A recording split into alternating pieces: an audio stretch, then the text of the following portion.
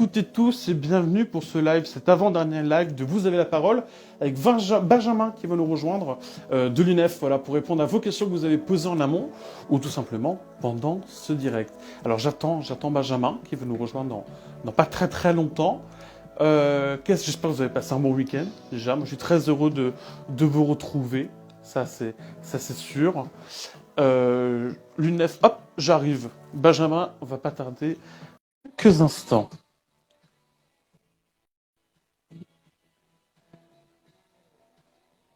Alors, on attend. Bonsoir, Bonsoir. vous allez bien? Bien et vous? Très bien, je suis très heureux de vous recevoir. Parce que ce que je disais avant, justement, sur les lives précédents, c'est que j'attendais justement votre venue avec grande impatience pour pouvoir parler justement de ce que vous proposez au quotidien, de ce que vous faites. Et voilà, je suis très heureux de faire conclure, quasiment conclure, parce que c'est le dernier, avant-dernier live que je fais sur Vous avez la parole et je trouve qu'il n'y a pas mieux que de vous avoir avec nous. Donc, bienvenue, en tout cas, Benjamin. Merci. Donc voilà, donc vous avez la parole. Vous êtes donc pour avant-dernier épisode.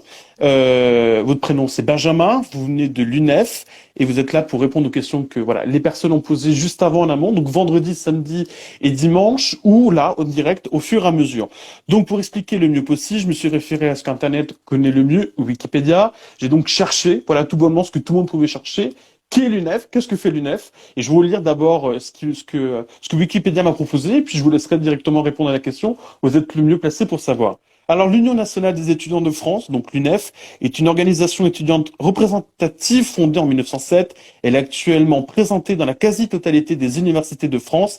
Elle se donne pour but de défendre les intérêts des étudiants, d'exprimer leur opinion sur la gestion des infrastructures universitaires, que ce soit la recherche scientifique, la restauration universitaire et les logements étudiants.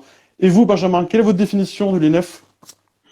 Alors ma définition de l'UNEF, c'est que alors on est un syndicat étudiant, donc on est Ouais. notamment donc des étudiants qui avons fait le choix de nous organiser parce que être étudiant, donc on a énormément de difficultés, on le voit encore plus avec la crise, Mhm. et donc on fait le choix de s'organiser pour collectivement apporter des solutions et faire en sorte d'améliorer notre quotidien et donc nos conditions d'études également.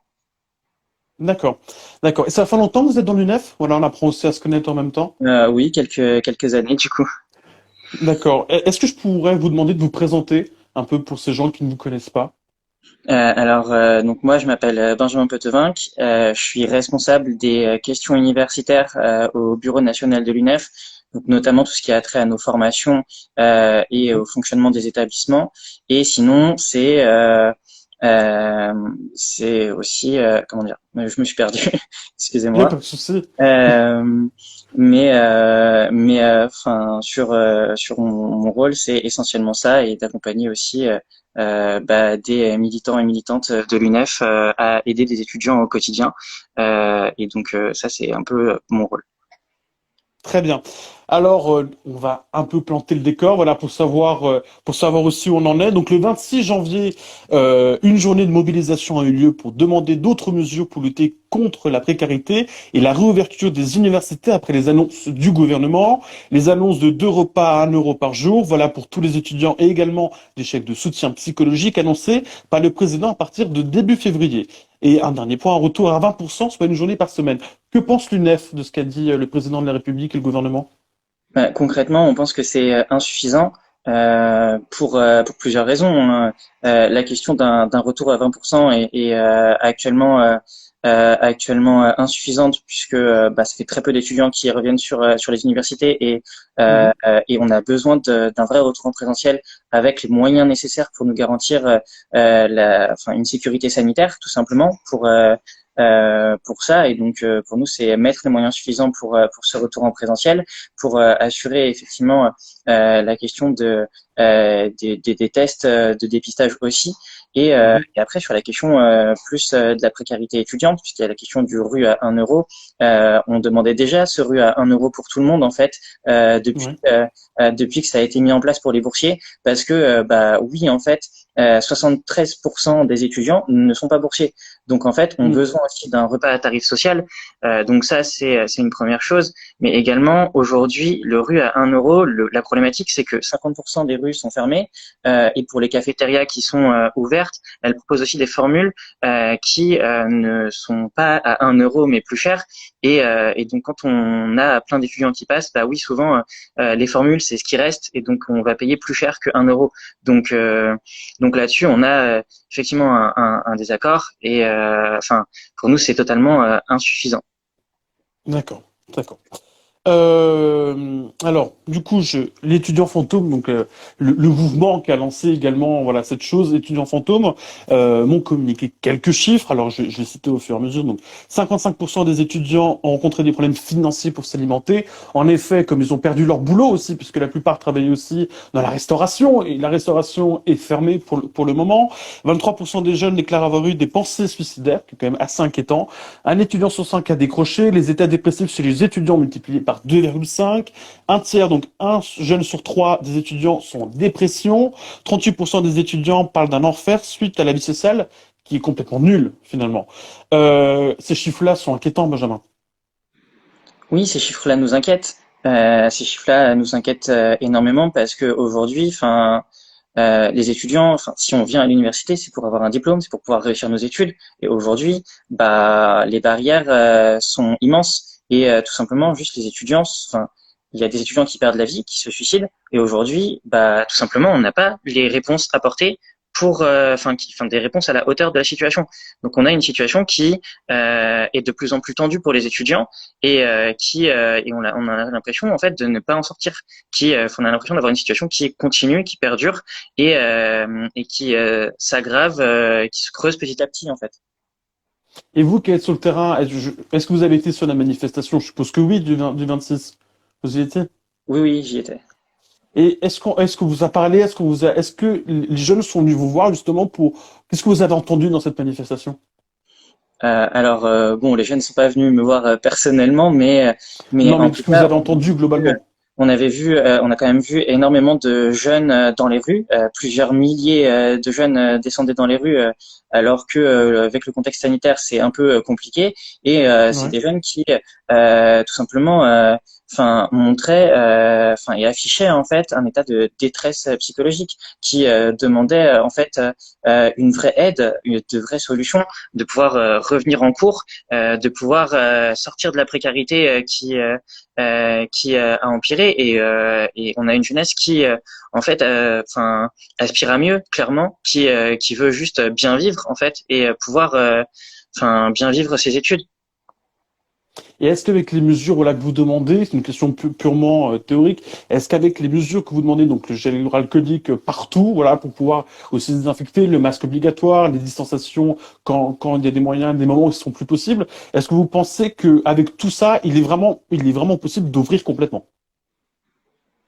Alors, c'est pas les seules mesures qu'on demande pour le coup, D'accord. puisqu'il y a une vraie question aussi de place à l'université, un manque d'enseignants et Hmm. d'enseignantes qui perdure par manque de moyens. Et donc nous, ce qu'on demande, c'est qu'il y ait les moyens pour pouvoir réouvrir ces universités là-dessus et pouvoir accueillir les étudiants. C'est sûr que si on ne recrute pas d'enseignants, si le gouvernement ne souhaite pas, enfin ne recrute pas et ne donne pas les moyens pour recruter les enseignants en nombre suffisant, bah en fait, on va avoir des universités qui vont faire revenir des étudiants, mais on ne peut pas les faire revenir en demi-cours. Donc là, c'est une situation actuelle euh, qui était, enfin, une situation qui hors crise est déjà compliquée. Et donc là, c'est justement ce qu'on demande en fait, c'est pouvoir avoir les moyens pour répondre déjà à la crise et faire revenir donc les étudiants en demi-groupe, avoir un accompagnement suffisant puisqu'il y a un retard pédagogique qui est aussi important et les demi-groupes ont aussi un intérêt pédagogique qui sont importants pour les étudiants pour pouvoir réussir et rattraper enfin rattraper ce retard et compenser aussi la question du décrochage, puisque beaucoup d'étudiants en fait ont actuellement décroché de leurs études, et donc il est nécessaire aujourd'hui que on puisse leur donner un enseignement de qualité. Et donc un enseignement aussi de proximité avec un enseignant ou une enseignante qui n'a pas qui n'a pas 30 élèves, 30 enseignants, voilà, 30 étudiants pardon à l'université à encadrer parce que c'est pas assez pédagogique et c'est pas suffisant. Et une chose aussi que j'avais entendue, c'est que de tout ce qui circule, voilà, avec le tweet étudiant fantôme, il y a aussi ces jeunes qui disent que avoir des chèques psy, oui, mais est-ce que ces psys sont justement formés pour la situation de crise actuelle? Bon, les psychologues sont des professionnels, Bien sûr. ils peuvent, je pense qu'ils sont quand même en capacité de pouvoir gérer des Oui. situations individuelles où il y a un mal-être qui s'installe à cause de l'isolement. La question, c'est pas tant si les psychologues sont en capacité de traiter et d'accompagner les étudiants, c'est s'ils sont assez nombreux pour pouvoir le faire Mhm. et si en fait ils sont accessibles. Donc il y a la question de la gratuité qui est certes mise en avant, mais cette Mhm. gratuité, elle est limitée. Le gouvernement, ce qu'il propose, c'est un parcours de soins. Donc on passe chez un médecin généraliste et après on est redirigé vers des professionnels donc des psychologues et on a 3 séances qui sont en fait gratuites, mais 3 séances. C'est donc pour le coup le parcours de soins est prévu pour être gratuit en théorie, mais du coup pour la suite après au-delà de ces 3 séances, la question se pose puisqu'on a aussi besoin d'un accompagnement qui peut être plus long et donc il y a aussi la Oui. question de rembourser en fait toutes ces séances chez le psy qui sont pour l'instant au-delà de ces 3 séances gratuites à la charge des étudiants et donc ça c'est ce qu'on demande aussi actuellement de rembourser ces séances de rembourser en fait tout simplement les consultations chez les psychologues par la sécurité sociale. D'accord. Oui, après je vous posais la question de ce que j'ai vu, hein. Alors dans les commentaires, si vous avez des questions, allez-y. Moi, en tout cas, j'en ai pas mal pour vous, Benjamin. Je tiens quand même tout de même à dire que sur ce live, je suis le médiateur des questions, que je n'ai aucun parti, je suis tout à fait objectif sur mes questions, ne sont pas les mêmes. Donc je préfère prévenir parce qu'il y a forcément des questions qui certaines m'ont posé question, peut-être sur est-ce qu'elles doivent se poser ou pas, mais en même temps de vous avez la parole, c'est vous avez la parole. Donc je pense qu'il n'y a pas de tabou. Après, ce sera à vous d'y répondre ou pas. Donc première question, c'est pourquoi avoir accepté de venir dans Vous avez la parole? Pourquoi? Eh ben, tout simplement parce que je pense que c'est important de parler de la situation des étudiants aujourd'hui. On a une situation qui est compliquée. On a un gouvernement qui fait tout pour dire que ils comprennent notre souffrance, sauf que en fait, on n'a aucune mesure derrière qui est apportée. Et donc, c'est important de aussi, faire passer le message, dire que oui, on est nombreux et nombreux en situation de détresse, à avoir des difficultés qui sont encore pires que d'habitude, que dans une situation normale d'études, et que l'UNEF est présente aussi pour aider les étudiants. Donc s'il y a des étudiants qui en fait ont envie aussi de pouvoir sortir de ça, qu'il y a une organisation qui aussi se bat à leur côté pour ça en fait. D'accord. Vous êtes combien de personnes dans l'UNEF, en tout cas, à travailler dans le bureau à Paris? Dans le bureau à Paris, on est une vingtaine de personnes à peu près. Après, il y a aussi l'ensemble des militants et des militantes Mhm. qui sont en fait aussi bénévoles dans toutes les sections locales en France, qui font aussi un travail quotidien. Euh, donc, euh, donc voilà. Très bien. Troisième question, quel est le parti politique finalement de l'UNEF? Alors l'UNEF n'a pas de parti politique.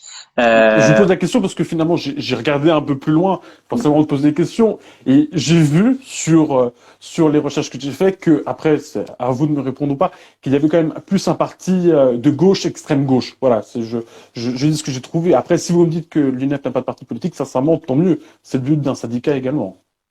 Oui, la question c'est une question d'indépendance tout simplement. C'est-à-dire Mhm. que en tant qu'étudiant, nous, on veut traiter les problématiques des étudiants, des jeunes, en général. Nous, on se définit comme, étant indépendant des partis politiques, du Mhm. gouvernement, des universités, pour pouvoir défendre efficacement les étudiants. Donc, ça implique tout simplement ne pas se faire dire, qu'est-ce qu'on doit penser, comment on doit défendre les étudiants. À ce titre, l'UNEF est indépendante. Très bien.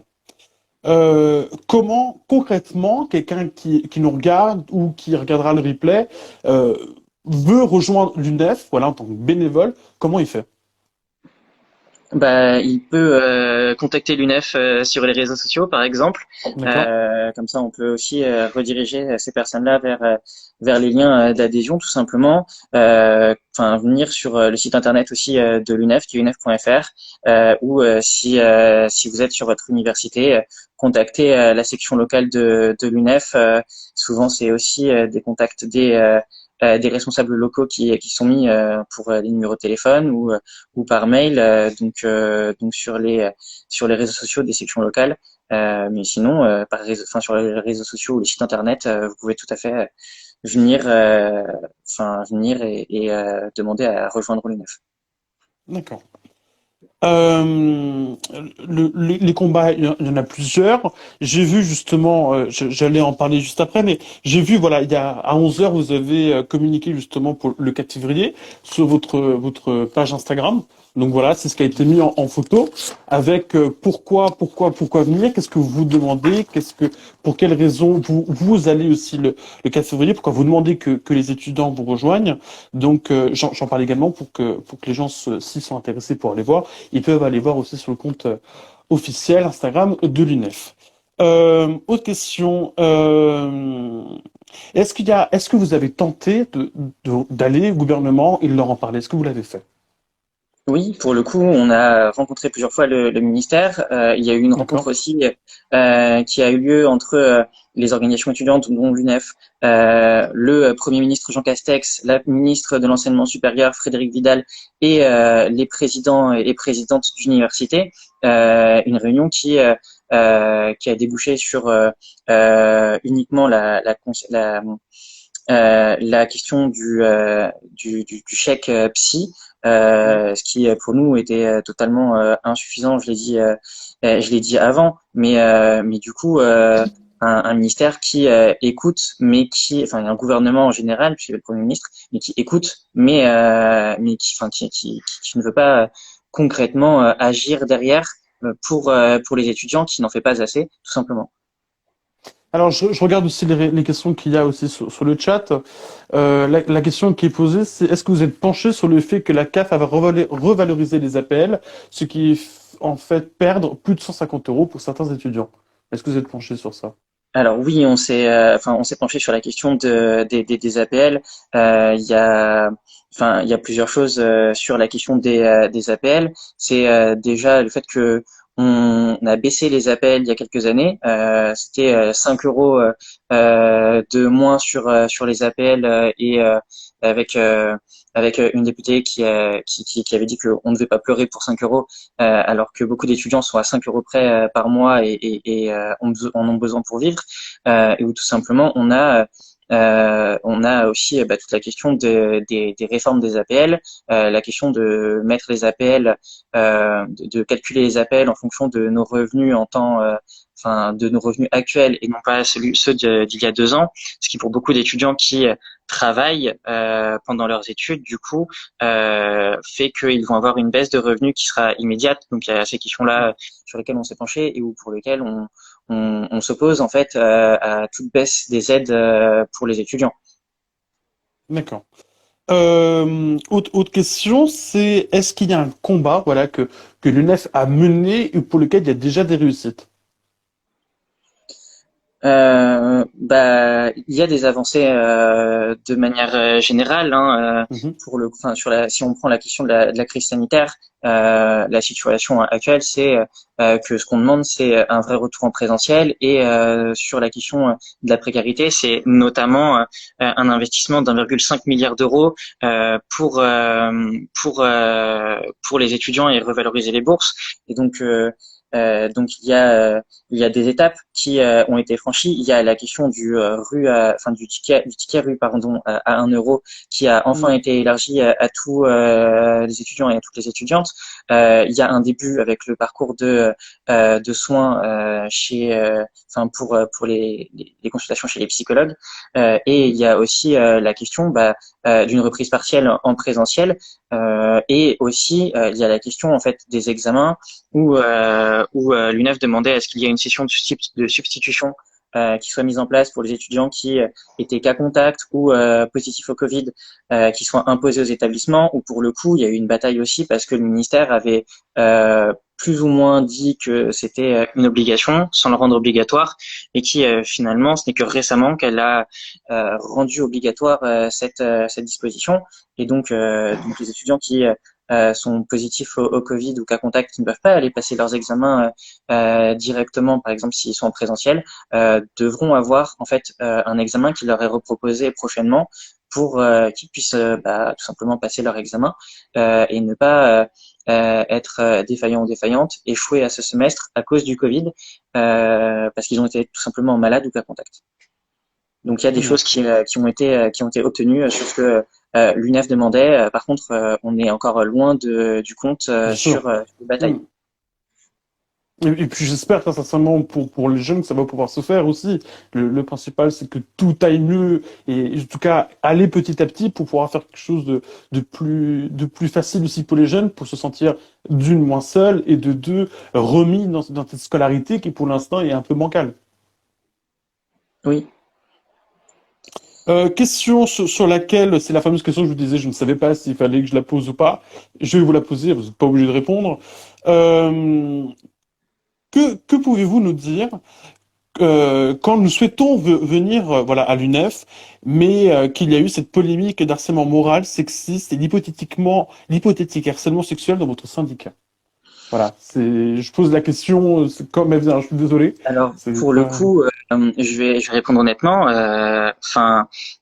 C'est vrai. Enfin, il y a eu des problèmes et dans tous les cas, il y a un vrai problème de manière générale sur les questions de harcèlement, etc., de harcèlement et d'agression sexuelle et sexiste.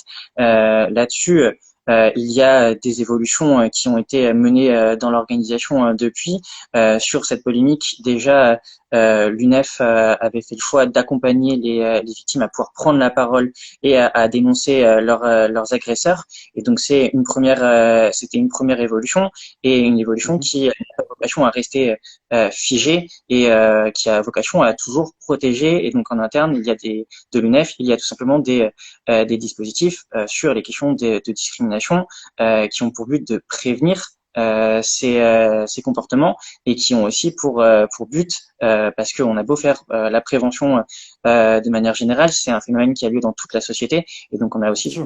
pour objectif de sanctionner, d'exclure ces personnes-là, d'accompagner les victimes, de les croire et ça c'est important aujourd'hui et donc voilà ce que je peux répondre là-dessus pour les personnes qui se posent cette question.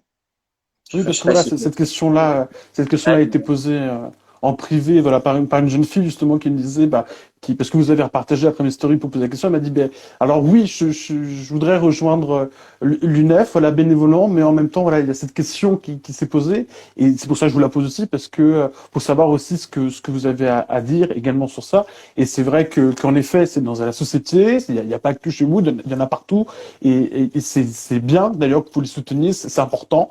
Et merci en tout cas d'avoir répondu pour cette jeune fille, pour toutes ces personnes qui se posent la question. de rien. Alors, j'ai encore trois autres questions. Alors, quel est le but de l'UNEF? Le but de l'UNEF, c'est que on puisse permettre en fait aux jeunes, de manière générale, de pouvoir accéder à des études supérieures, les réussir, peu importe leur origine sociale. Donc, faire en sorte que on puisse aussi être émancipé de ses parents, qu'on puisse avoir des aides qui nous permettent de vivre d'étudier sans se salarier, parce qu'aujourd'hui le salariat est aussi la première cause d'échec à l'université. Et donc tout simplement, c'est faire évoluer tout simplement notre système universitaire pour qu'on soit mieux encadré, qu'on puisse avoir, donc je le disais, des aides financières suffisantes pour vivre et que on Mhm. puisse et tous, toutes et tous réussir aujourd'hui, puisqu'il y a évidemment la question de l'origine sociale qui a un Oui, impact important sur la question de la poursuite des études. Déjà en licence, ça se voit, mais encore plus en master, on le voit bien que l'origine sociale des étudiants, enfin les étudiants les plus modestes, en vrai, se retrouvent rarement en fait, enfin plus rarement en master, encore moins en doctorat, et donc c'est aussi ça, ça les enjeux aujourd'hui. très bien. Alors, deux dernières questions. Une journée type à l'UNEF, c'est quoi? Une journée type, est-ce qu'il y en a une, notamment avec la crise sanitaire qu'on vit aujourd'hui, une journée type à l'UNEF, je dirais que ça dépend aussi des rôles qu'on a. Je dirais quelqu'un qui est au quotidien sur son université, c'est tout simplement si on a des cours en présentiel, de venir avec une équipe militante, de parfois aussi pouvoir se répartir des tracts, prendre d'abord une dose de gel hydroalcoolique du coup avec la période, mais pouvoir informer les étudiants au quotidien, si possible, tout simplement intervenir au début des cours avec l'accord des enseignants pour dire que enfin pour faire passer le message que l'UNEF est là, qu'il y a telle problématique aujourd'hui, que si des étudiants sont intéressés pour se mobiliser ou qu'ils sont intéressés parce qu'ils ont besoin d'aide et donc d'être accompagnés par l'UNEF, tout simplement qu'ils puissent nous contacter. Donc une journée type à l'UNEF, ça dépend, c'est aussi parfois donner un peu de son temps avant un cours ou entre deux cours pour aller voir quelques étudiants et en fait les informer, les accompagner, aussi voir par exemple une assistante sociale ou un assistant social pour tout simplement faire une demande d'aide. Donc il n'y a pas vraiment de journée type. On Mhm. peut aussi avoir des discussions, oui, avec nos présidences d'université, nos directions du FR, et donc il n'y a pas vraiment de journée type. Il y a des journées très qui peuvent être parfois très rythmées, notamment à la période, et avec la question aussi des enseignements, de l'enseignement à distance qui est assez parfois sportive, mais le but c'est qu'on puisse aider l'ensemble des étudiants qui viennent nous voir. D'accord. Dernière question. Concrètement, en quelques mots, qu'attend l'UNEF du gouvernement à l'heure actuelle? À l'heure actuelle, en fait, on attend surtout du gouvernement qu'il prenne ses responsabilités. D'accord. Je le dis de manière un peu cash, mais en fait, c'est la situation Non, mais actuelle. après, c'est... Oui. C'est-à-dire qu'aujourd'hui, on a des étudiants qui se suicident. On a vraiment un nombre important de suicides qui se produisent ces derniers temps, et on a un mal-être étudiant qui a explosé tout simplement. Et aujourd'hui, on n'a pas de mesure à la hauteur de ça. Donc, nous, on a un réel souci là-dessus, c'est que tout simplement, on a juste des effets d'annonce. Et en fait, les effets d'annonce, c'est pas concrètement changer le quotidien des étudiants, c'est pas permettre aux étudiants de vivre mieux, de vivre bien, en bonne santé, de pouvoir réussir leurs études. Et donc, pour nous, tout ce qu'on veut, c'est aujourd'hui que le gouvernement, oui, donne les moyens aux établissements de permettre ce retour en présentiel, donne les moyens aux Mhm. étudiants de pouvoir vivre. Et ça, pour le coup, aujourd'hui, on ne l'a pas, en fait. D'accord. Avant de finir ce live, déjà merci d'avoir répondu aux questions qui étaient posées. Merci Merci pour d'avoir l'invitation. accepté mon...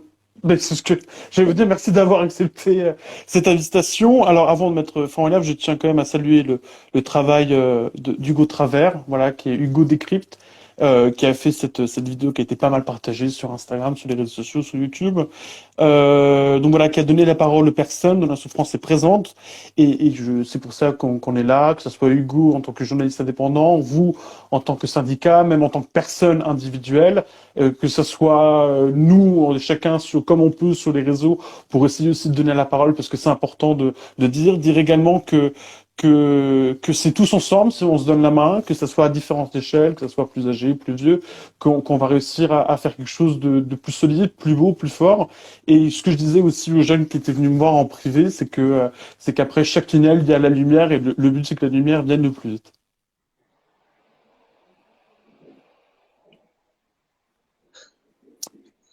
Est-ce que vous avez quelque chose à rajouter? Alors voilà, ce que je vous disais juste avant, il y a la mobilisation, donc le 4 février. Est-ce que vous pouvez dire quelques petits mots peut-être avant de mettre fin à cette interview? Oui, enfin, la situation, bon, on a pu en discuter, mais effectivement, elle est complexe Mm. sur la question de la mobilisation du 4 février. Évidemment, qu'on appelle un maximum de jeunes étudiants et non étudiants à pouvoir venir aussi se mobiliser, dire que bah oui, il y a un ras-le-bol aujourd'hui et qu'il est temps plus que temps même d'avoir des actions concrètes pour nous aider et que là aux côtés des étudiants pour tenter d'obtenir de réelles avancées et de faire évoluer les situations. Très bien. En tout cas, merci beaucoup Benjamin pour votre venue. Merci, Merci. merci pour ce combat que vous que vous menez aussi également au jour le jour. Et puis, bon courage pour la suite. Merci, vous aussi. Merci beaucoup. Bonne soirée Benjamin. Bonne soirée. Au revoir. Au revoir. Donc voilà, un échange très intéressant